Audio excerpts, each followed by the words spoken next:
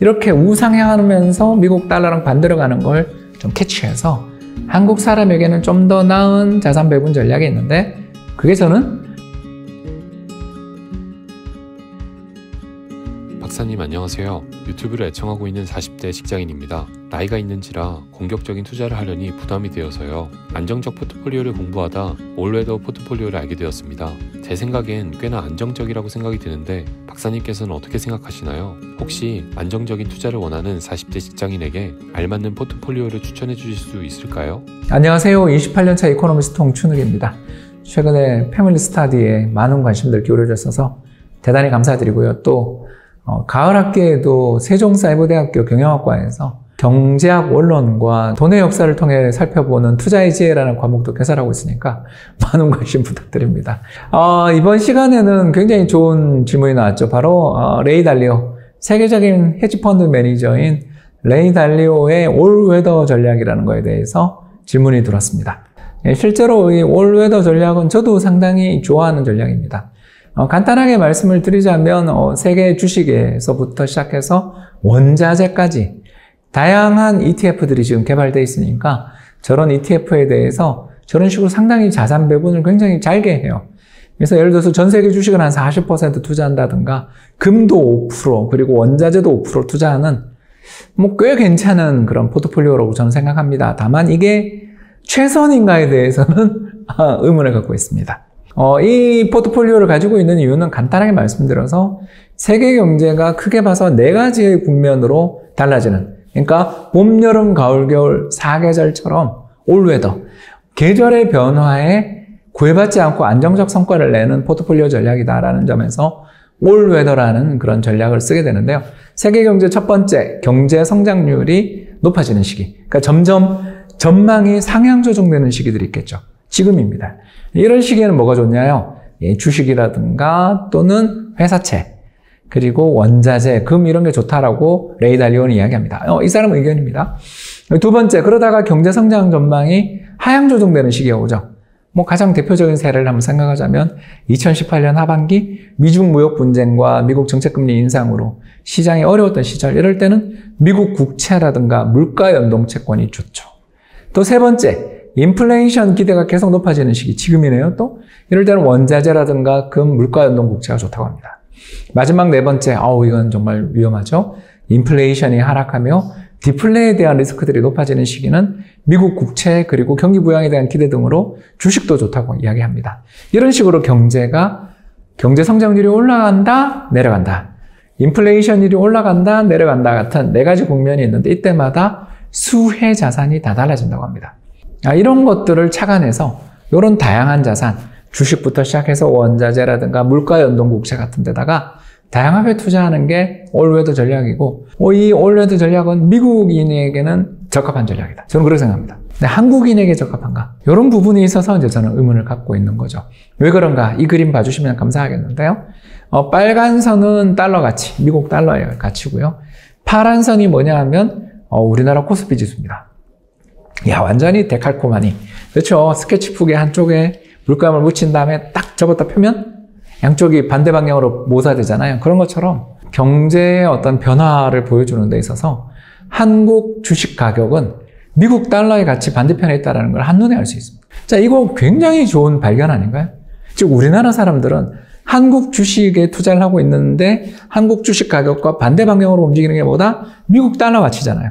이건 뭘 의미하냐면 우리나라 주식시장이 좋을 때 미국 달러에 투자하면 약세라는 뜻이에요. 그러면 미국 사람 입장에서 한국 주식에 투자하는 것도 꽤 매력이 있는 거 아니에요? 미국 달러를 보유하는 게 이게 지금 별로 희망이 없다라고 생각될 때 한국 주식이 굉장히 좋잖아요. 여러분 이렇게 반대로 움직이는 데다 분산해 놓으면 그 중간에 있는 정도의 성과가 날 거 아니에요. 그러니까 위험은 제거하고 성과는 굉장히 안정적으로 낼 수 있습니다. 이런 관계들을 생각해 보면 제 생각에 올웨더 펀드에는 한국 주식처럼 미국 주식시장에 상장되어 있는 저런 자산의 가격과 반대 방향으로 움직이는 자산을 좀 더 넣었어야 되는데 그걸 안 넣었다는 거죠. 특히 아까 보면 미국의 그 주식 펀드 40% 투자하는데 전 세계 주식시장에서 이머징 마켓이 차지하는 주식 비중이 한 10%밖에 안 돼요. 한국이 거기 들어갑니다. 그러면 이게 뭘 의미하냐면 저 우리나라 코스피 같은 데 투자하는 게 최대한 해봐야 4%라는 거죠. 이거 너무 아쉽잖아요, 여러분. 그렇지 않습니까? 이렇게 기가 막히게 완전히 정반대 대칭이면서도 우상향하는 저런 자산에 대한 투자 비중이 너무 낮지 않냐. 이런 말씀을 드릴 수가 있는 거죠. 그래서 저 같은 경우는 이렇게 추천을 하고 싶습니다. 먼저 제가 투자하고 있는 건 안정형이라고 들어보셨을 겁니다. 저는 안정형 펀드에 투자를 하는데요. 미국 주식의 한 12.5%, 한국 주식의 12.5%. 이해되시죠? 그러니까 전체 자산에서 한 25% 정도만 주식에 투자를 하는 거죠. 그리고 미국 국채에 대해서 한 5%, 한국 국채에 대해서 한 20% 투자해서 이 국채 자산에도 충분히 투자를 하고 그 다음에 금 그리고 각종 여러 가지 현금성 자산에 충분히 투자를 많이 하고 있습니다. 저 포트폴리오의 특징이 뭐냐면 전체 자산에서 차지하는 주식의 비중은 상당히 적고 채권이라든가 현금의 비중을 잔뜩 들고 가는 그리고 달러 비중도 꽤 높은 편이죠.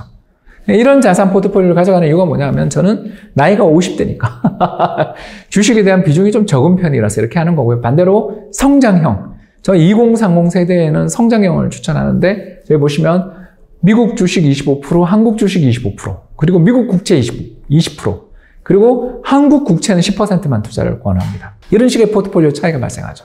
왜 그런가? 주식은 가파른 성장이 나타나잖아요. 그러니까 주식에 대해서 많이 투자하되 특히 어떻게 투자한다? 미국과 우리 원화 사이에, 한국 주식 사이에 반대 방향으로 움직인다는 걸 반영해서 저렇게 자산 배분을 하는 것입니다. 자, 이제 끝이네요. 비교 한번 해볼까요?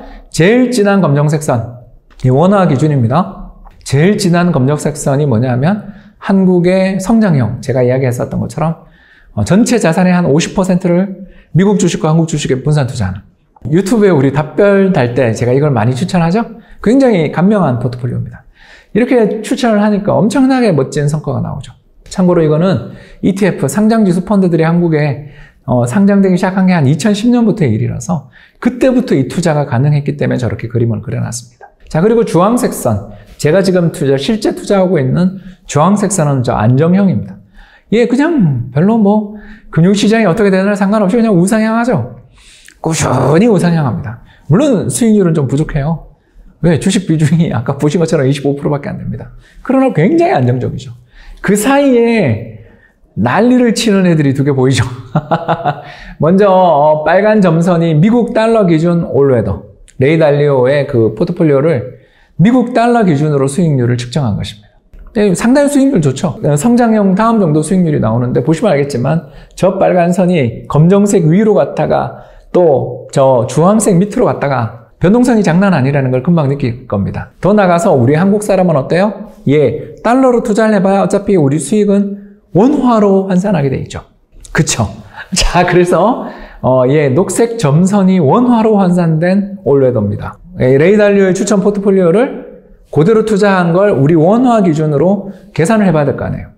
어떻습니까? 예, 이상하죠? 더 이상해집니다. 예. 최근에 잠깐 올라온 거지 안정형보다 내내 못하죠. 변동성은 훨씬 크고요. 자, 이상의 관계를 정리해 보면 수익률은 성장형이 좋고 제가 유튜브에서 종종 추천하는 전체 자산의 절반은 주식에, 그 주식의 절반은 미국 주식, 한국 주식에 투자하세요. 이거죠? 이게 굉장히 수익률이 좋고 그 다음이 올웨더. 근데 이게 달러라니까 원화로 환산하면 올웨더 원화 환산. 그리고 그 다음이 안정형 순서인데 문제는 시장이 패닉에 빠질 때도 잘 버티느냐가 중요하잖아요. 그래서 시장의 위험을 조정한 성과를 보면 제가 투자하는 안정형이 최고입니다. 저는 그래서 나이가 많다니까요. 50대니까 깨먹으면 안 되잖아요. 저 이거 노후 자산입니다. 그래서 안정형, 그 다음이 성장형, 그 다음이 올웨더다. 그리고 마지막으로 최대 낙폭이 뭐냐면 직전 고점 대비 얼마나 깨먹느냐를 측정하는 게 최대 낙폭인데 올웨더 같은 경우는 13%. 여러분 버티실 수 있겠어요? 저렇게 종종 연간 수익률이 저렇게 깨질 때 과연 버티실 수 있느냐? 원화로 환산하면 11%. 근데 성장형은 7%, 3%. 안정형은 3%. 상당히 안정적이죠, 그죠? 그래서 저는 우리나라 사람은 아까 다시 그림을 상기해 주세요. 코스피랑 미국 달러 가치는 반대로 갑니다. 이렇게 좋은 상관관계. 그러면 우상향하잖아요. 한국 주식 수익률 얼마나 좋아요. 지금 3,000인데. 이렇게 우상향하면서 미국 달러랑 반대로 가는 걸 좀 캐치해서 한국 사람에게는 좀 더 나은 자산 배분 전략이 있는데 그게 저는 성장형 같은 경우는 전체 자산의 한 절반 정도는 주식에 투자하되 그 주식의 절반은 미국, 한국 주식에 배분하는 것도. 그러니까 이런 아주 간명한 포트폴리오만으로도 올웨더보다 낫더라. 올웨더라는 포트폴리오는 달러로 수익률을 계산하고 있는 미국 사람 입장에서는 뭐 나쁘지 않은 선택이라고 볼 수도 있는데 좀 위험한 자산이잖아요. 한국 원화가. 경기 변동이 큰 나라에 있는 한국 사람이라면 수익률을 안정화시키기에는 안정형이나 성장형이 더 낫지 않냐, 이 말씀 드리고 싶습니다.